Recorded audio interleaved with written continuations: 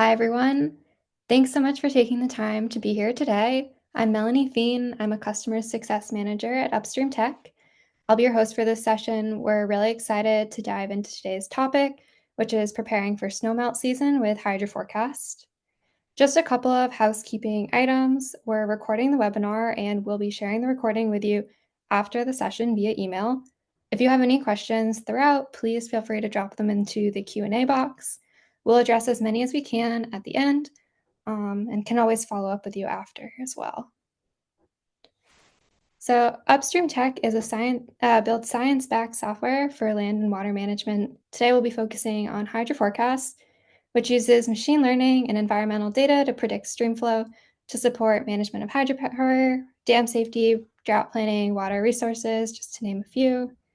So our team here is comprised of experts in hydrology, machine learning, data science, and more. For myself, my background is in earth systems, and joining me today is my teammate and our presenter, Alex Truby, a solutions engineer at Upstream with expertise in water resources, energy, and climate. We're excited to hear Alex's insights, and with that, Alex, I'll pass it off to you. Thanks, Melanie. Yeah, excited to be here. As Melanie mentioned, my background's in water resources, energy. It's been about the last decade in various engineering and data analytics roles in that space. So just to go through quickly what we'll cover today in the webinar, if you're here, you're interested in snowmelt just as much as we are. With snowmelt season comes a lot of challenges that go into the forecasting of that. So we'll dive into some of those challenges today. We'll talk about how HydroForecast is particularly well suited to address some of those challenges. Obviously, all of these variability in snowpack comes with a whole host of business impacts, and we'll dive into some of those as well. Followed up with some case studies, both on a short-term scale as well as a longer-term seasonal scale. And then we'll end with some exciting research and development that the team has been working on. So just a little carrot there for you guys to stay tuned towards the end. So snowmelt season is here if you're in the Northern Hemisphere at least, and let's dive in. The impact of snowmelt on water resources is huge. We all know this very well.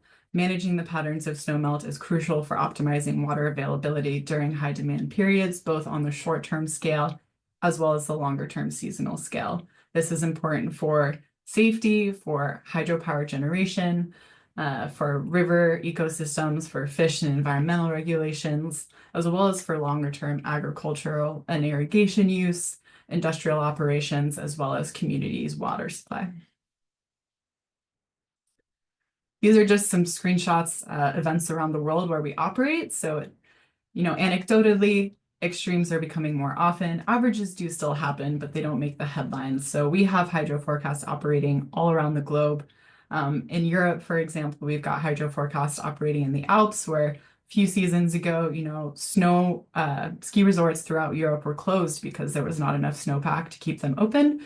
And flip to this year, where just last month, ski resorts and roads had to close because of too much snow and too much at one time. And those types of kind of swings over the seasons make snowpack increasingly challenging to predict. We also have operations in Japan and all throughout the Western US. These are some examples of headlines where snow drought is becoming increasingly common, which is challenging not only for long-term resource planning in terms of water allocation, understanding irrigation availability throughout the summer, but can also be a risk for wildfires. If you have an earlier snowmelt or just less snow in general, that exposes a lot of vegetation a lot earlier, increasing your risk for fire. So there's many, many reasons why understanding your snowpack is really important and understanding what the snowpack season is going to look like. So again, snowmelt is increasingly challenging to predict, especially in the face of climate change, with increased variability and uncertainty in snowpack accumulation and melt. Spring conditions are growing increasingly unpredictable, and this is often leading to earlier and faster melts. Snow droughts are becoming more common, as I mentioned, and that poses risks to communities as well as operations. Kind of a different aspect of the increasing variability is rain on snow events are becoming more common, and that kind of introduces a whole swath of challenges in terms of forecasting, which we'll dive into a little bit more later as to why that's really challenging and how HydroForecast kind of addresses the challenges that accompany rain on snow events. Just the difficulty in anticipating the timing and magnitude of runoff is continually a challenge. And this is a challenge not only for short-term operational decision-making, but also for long-term resource planning. So it wouldn't be a Snowmelt webinar without talking about the snow data that's available. This is a screenshot of the SNOTEL stations throughout the Western US. This is just point source data. There's snow gauges similar to these all over the globe.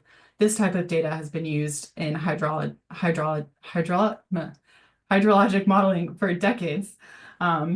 We know it and we love it, and it's very reliable, and it has some downsides. So with point source data, such as gauges like these, it depends if you're on the north side of a valley or the south side with sun exposure. It depends on if you're on a wind-loaded slope, if you have any microclimates. So yes, these are great for hydrologic modeling, but they also have gaps. So our team is keeping a really close eye on the new and exciting snow data that's becoming available. And I'll start this with a caveat that we're not integrating these data sets or the snow water equivalent from these data sets into our model yet, but I will speak at the end on how we're using these new data sets. Just know that, we are keeping tabs on them. We are all really excited about the data that's becoming available. There's some new data sets out there that really address some of the shortfalls that come along with the point source data from gauge measurements. Higher spatial coverage, more granularity, just really gives you a better overall view. On the flip side, though, these data sets can be really challenging to incorporate into traditional physics-based modeling, both in terms of the types of data. There might be a lot of recalibration that's needed with incorporating these into the model. So just because there are new data sets that are available that are cutting edge doesn't mean that they can necessarily be immediately integrated into forecasting with traditional physics-based models. So yes, and. That leads me to diving into HydroForecast, and we'll talk here a little bit about why HydroForecast is particularly well suited to address some of these challenges and what about it makes it different than traditional modeling. So HydroForecast is a theory-guided AI hydrology model that learns the physical relationships governing streamflow prediction. So HydroForecast infrastructurally is different than a traditional physics-based model. We're able to combine multiple different types of data inputs. So we're inputting multiple different meteorological forecasts into the model all at one time. We're not reliant on one forecast over another. The model can start to learn the relationships between the different forecasts, and maybe if one forecast is over predicting and another is under predicting consistently within a region, those dynamics are also important information that the model can grasp and use to output predictions. Additionally, because it's an AI model, we can integrate satellite observations, which is an entirely different data type than meteorological data. So we're working with raster data such as snow cover, vegetation indices. We're able to pull in elevation profiles. All of these different data types and different data variables that we know because we have hydrologists on the team are extremely important for snowmelt prediction. We're able to combine those and feed them all into the model. In addition, we also incorporate in situ observations for streamflow predictions that are updated in real time and issue model updates as these observations are made available. So that talks a little bit about the data inputs into the model.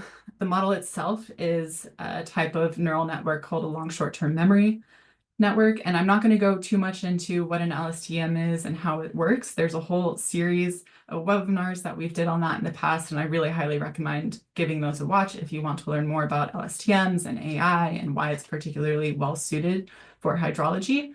I will highlight the important thing to know in the context of snowpack is that the time series and the memory aspect of that. So LSTMs are particularly well suited for long-term time series problems because it can hold the snow accumulation in memory inside of its network. And so as you're accumulating precipitation and snowpack throughout the season, the model can retain that information as well as all of the conditions in which the snowpack fell.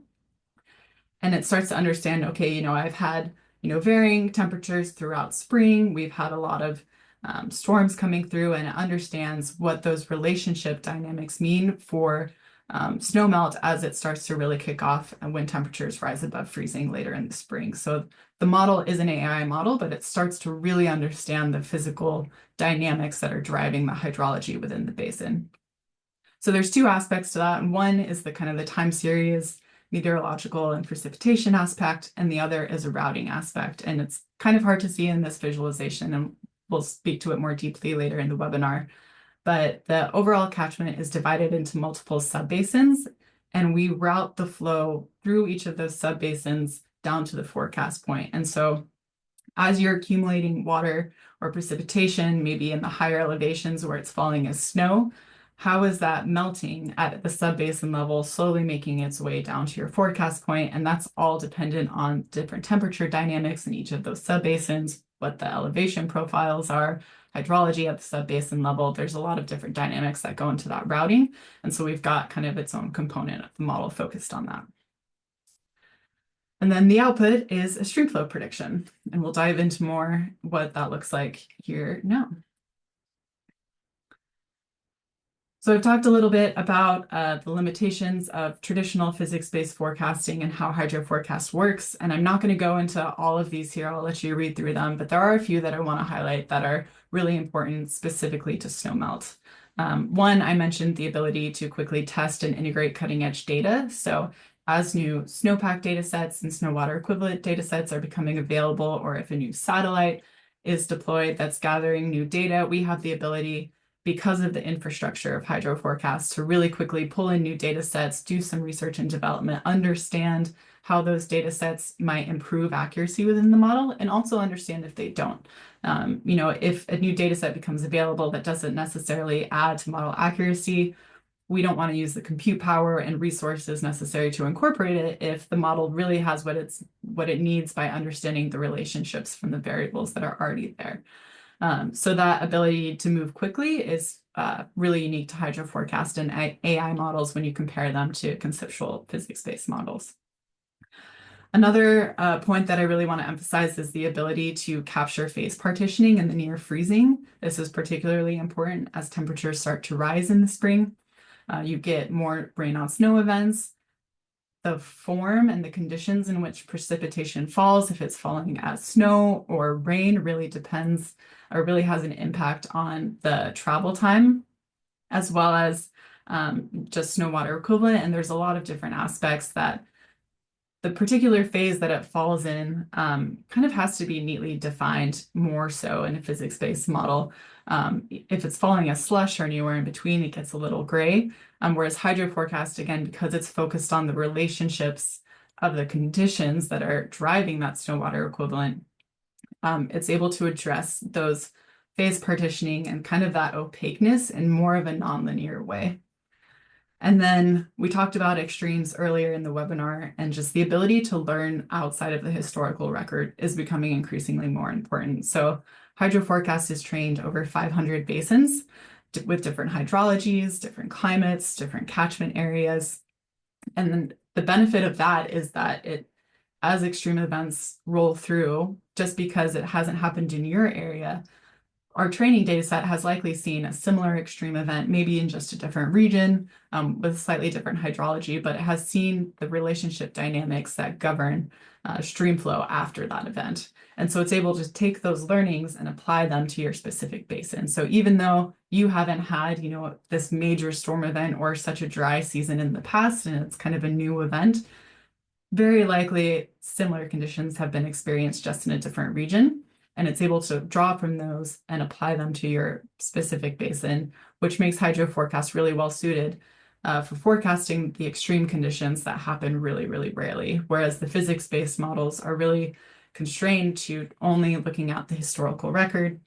I'll also add that HydroForecast trains on the reanalysis meteorological data, which gives it some more ability to predict never before seen conditions.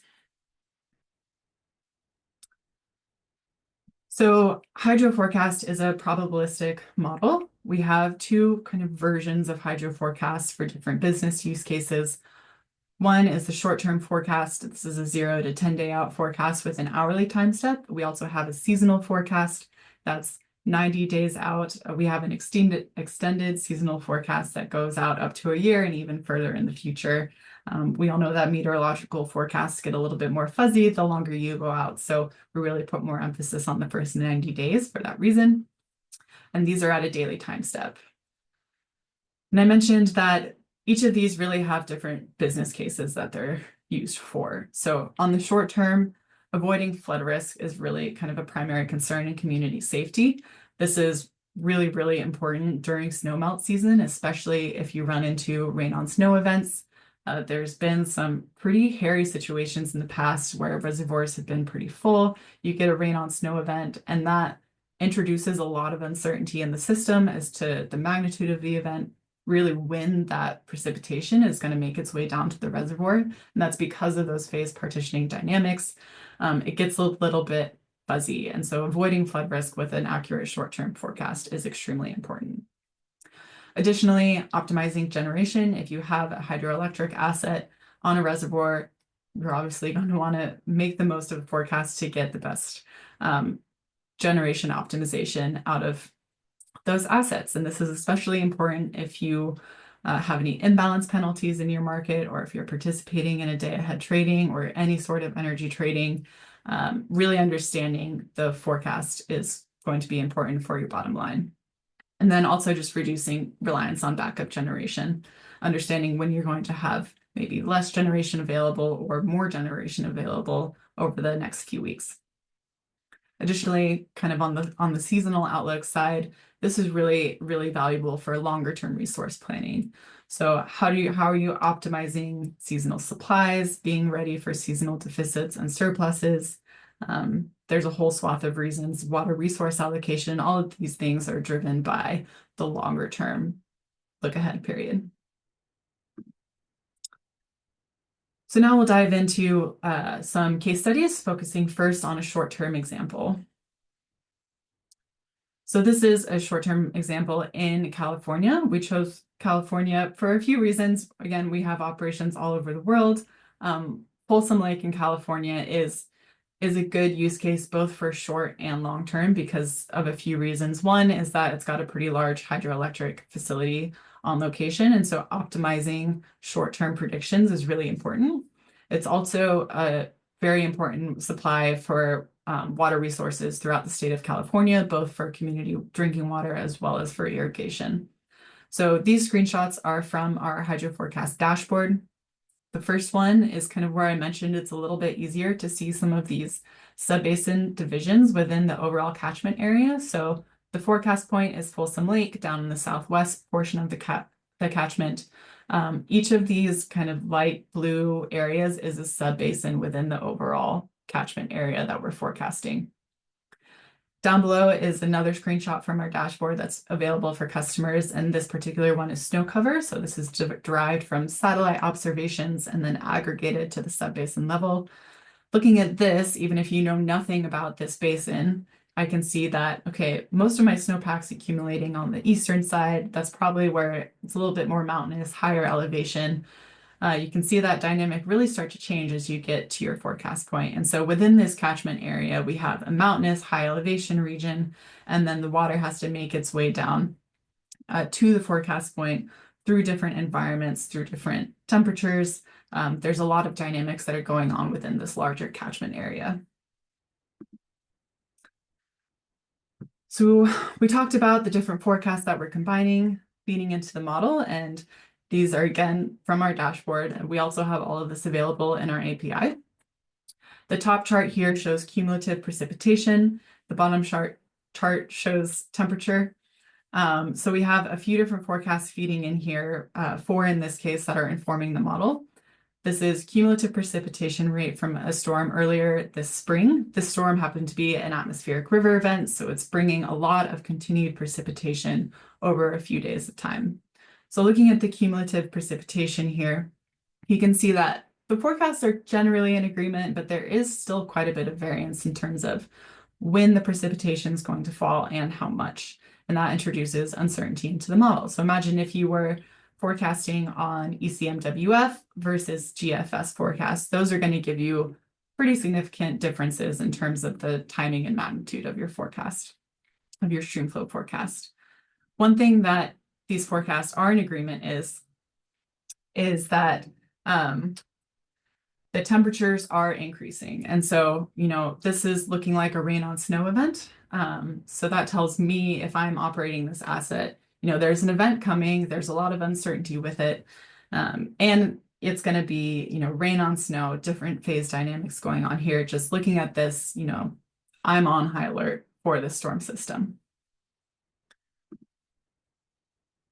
So because there's a lot of uncertainty with these disagreements in the forecasting, we communicate those to customers with confidence intervals. So I mentioned earlier, this is a probabilistic forecast. This is a screenshot of the actual forecast from this system earlier this spring. The dark blue line is the mean forecast. The shaded areas are the confidence intervals from the probability distribution.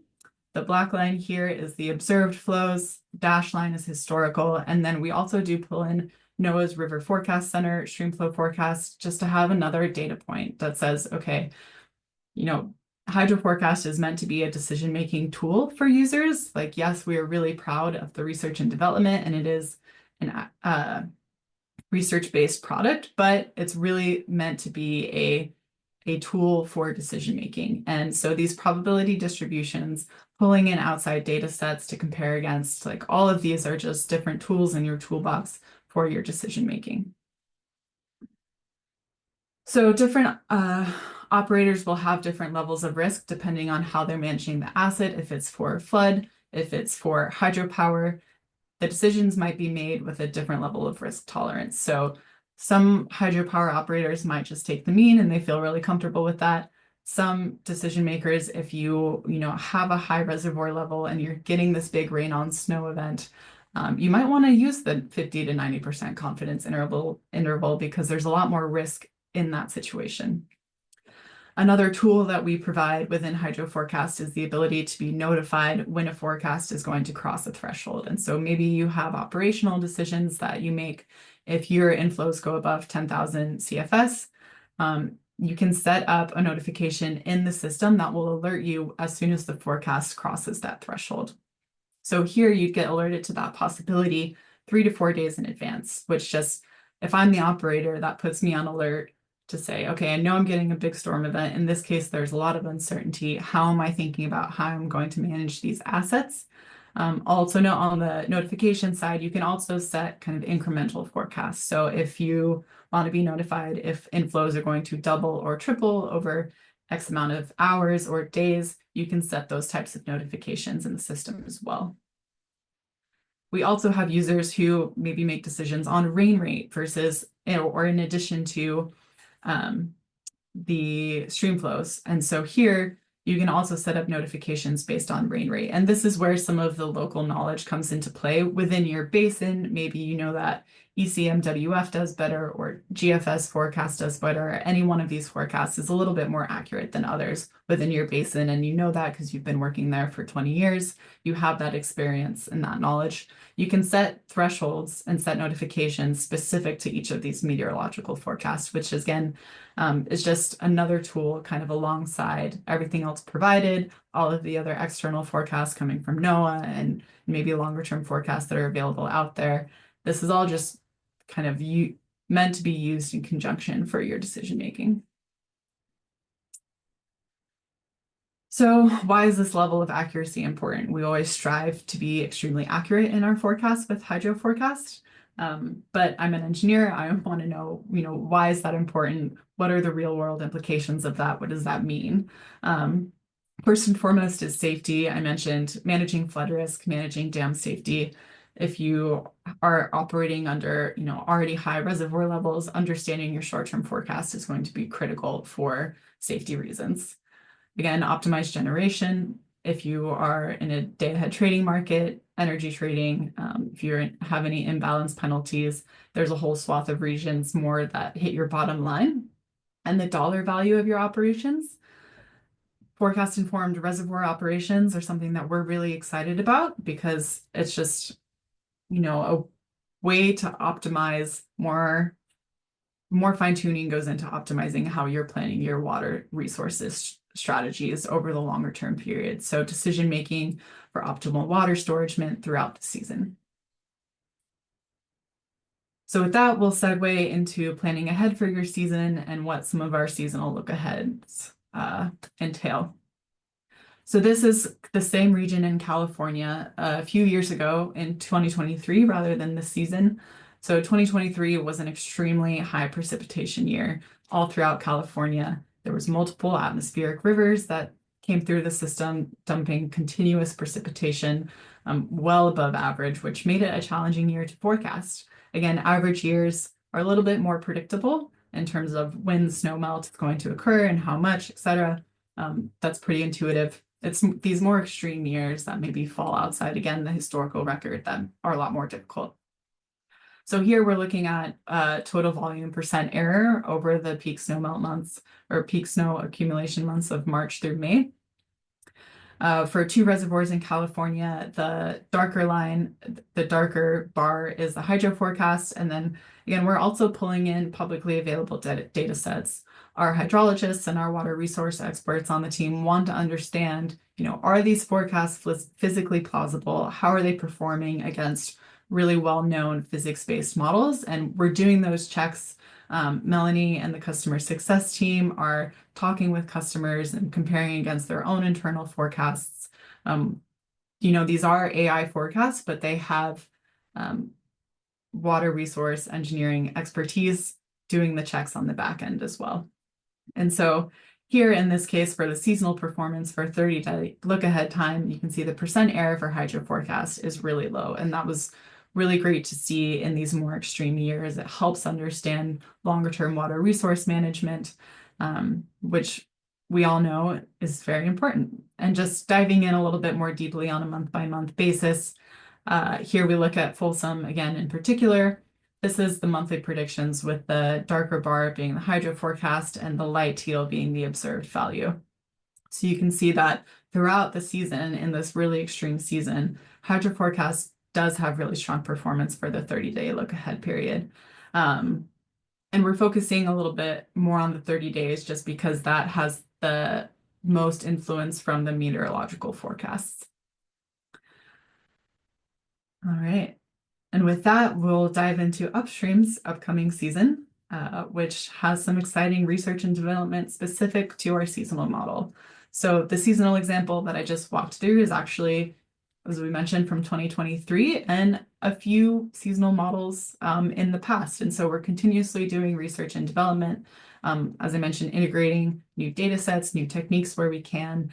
And we're rolling out a new seasonal model here in the next month or two with some pretty significant improvements that we're excited about. So our old seasonal model is a lumped model with a 10-day time step.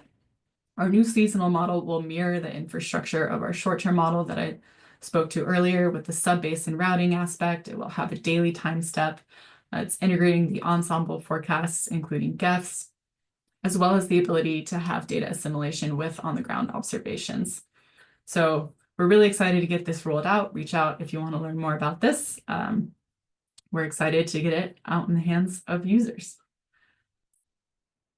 And I promised we would come back to SWE, and here we are. So we also have some research and development going into utilizing these forecasts not as input into the model, but more as an output. So we have done some research in the past with integrating SWE as an input to the model, and we were surprised that it didn't have, a huge step change in model accuracy on the predictions. And when we were thinking about why that was, it was really because the model already has a really good understanding of the relationships and those complex nonlinear dynamics that are driving SWE.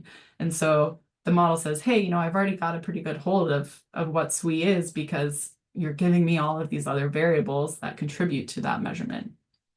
So that really got us, the teams, thinking on how we can still incorporate these cutting edge data sets in a way that leads to model accuracy. And so we're playing around with predicting snow water equivalent as an output from the model in addition to the flow forecast. And so we have done some testing with this in the past and seen promising results.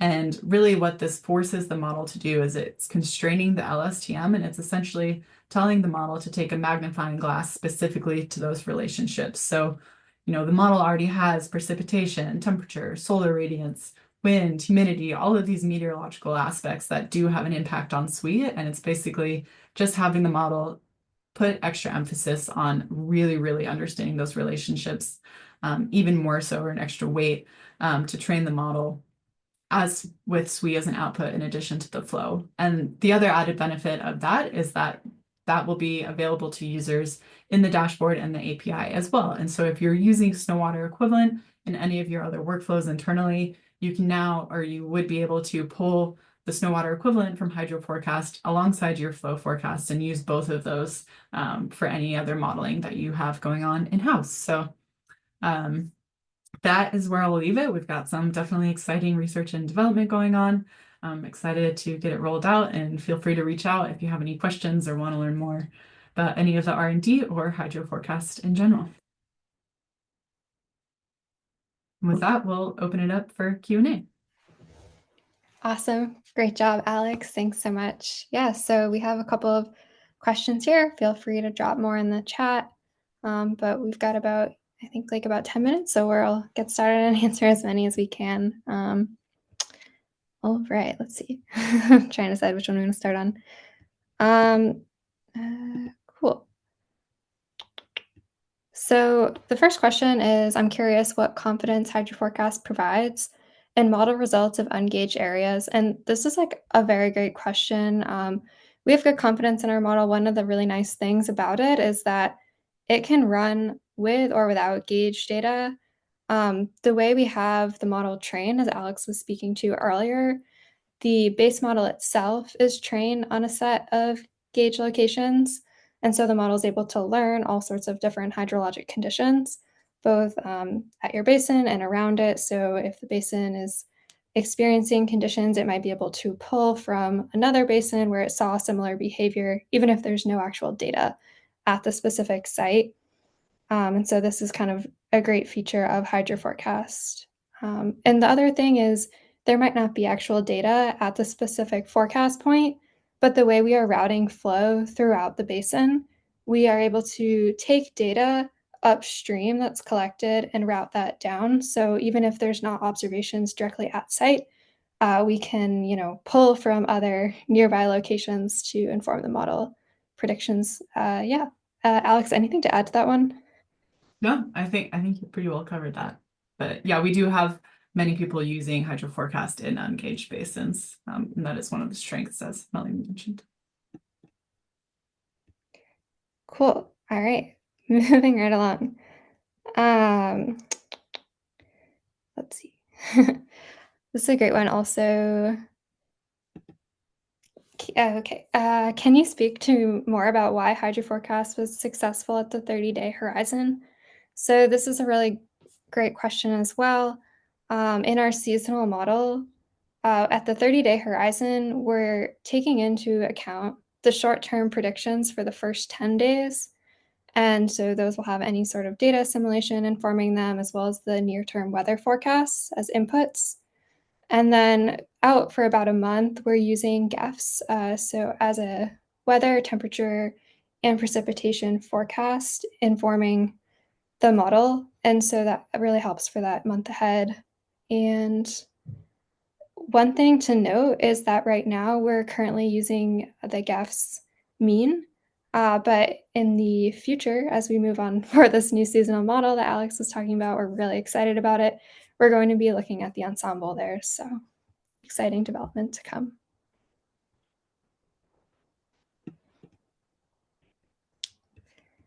Alex, this is a great question for you.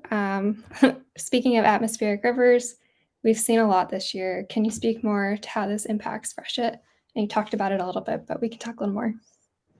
Yeah, so atmospheric rivers are definitely a seasonal thing to expect, especially along the west coast of the US. And a lot of times they occur all over the world. They're just called different names. And really the challenge that these bring a lot of time is large amounts of precipitation in combination with maybe some uncertainty around how the precipitation is falling, whether that's snow or rain. We saw the atmospheric river event that I used in the short-term example in California brought an increase in temperatures. And so that was pretty clear. It's falling likely as rain on snow event.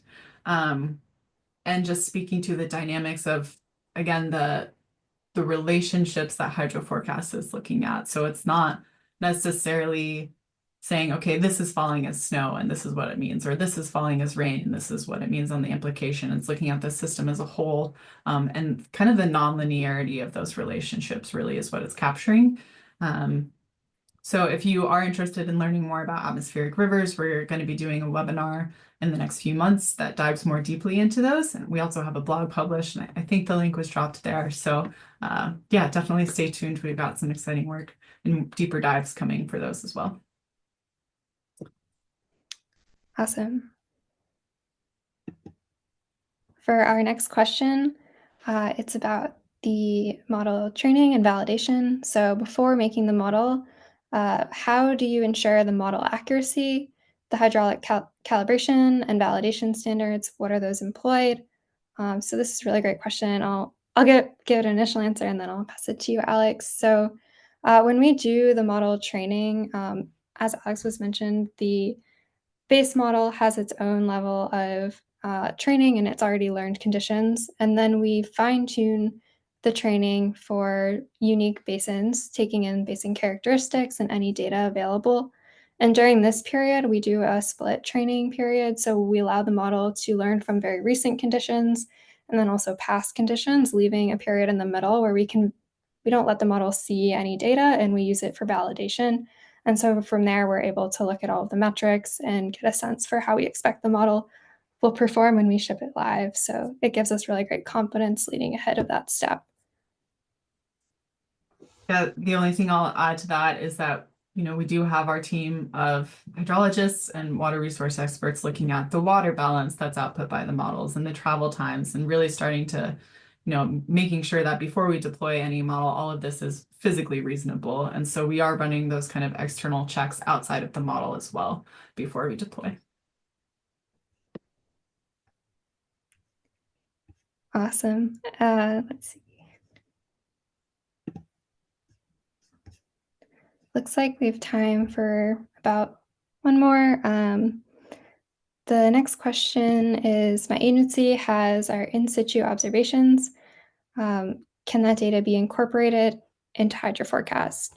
So that's a great question. It really depends on the type of data. So as we were talking about on this, we use numerous types of data as inputs. For flow data, we do feed that in directly into HydroForecast, and we will take in customer data in real time and use that to assimilate the forecast every 2 hours. We'll update with the latest data that was available. And as far as other data sets, if there's snow data or localized weather forecasts, those ones we really encourage customers to look. I know Alex had showed those spatial plots, and they can be really helpful. Basically, doing spot checks and comparing data that you have available and seeing does the snow that I went out and measured, does that snowpack compare to the satellite? And give you a sense for the region and the types of data that's going into HydroForecast. Anything to add to that, Alex? No, I think covered that one pretty well. Yeah. Awesome. Well, really appreciate everyone taking the time to join today.